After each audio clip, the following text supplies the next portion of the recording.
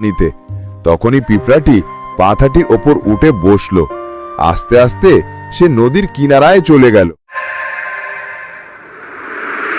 পিঁপড়া ও পায়রার গল্প। এক বনে ছিল এক পিঁপড়া ও পায়রা। একদিন একটি পিঁপড়া জঙ্গল দিয়ে হাঁটছিল। তখনই তার খুব পানির পিপাসা পেল। সে তখন নদীর ধারে গেল।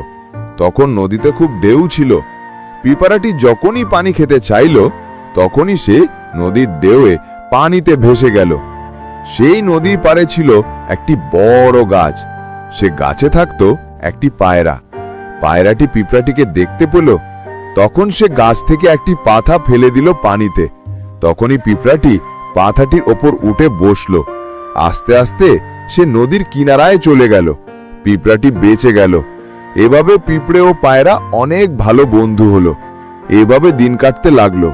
হঠাৎ একদিন পিঁপড়াটি দেখতে পেল পায়রার গাছের সামনে একটি লোক দাঁড়িয়ে আছে। তার হাতে তীর ধনুক রয়েছে।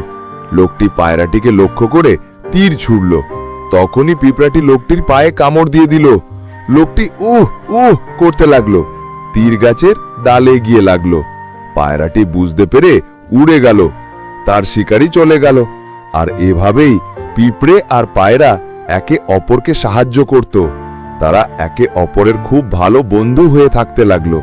বন্ধুরা, গল্পটি ভালো লাগলে লাইক, কমেন্ট, সাবস্ক্রাইব করতে ভুলবে না।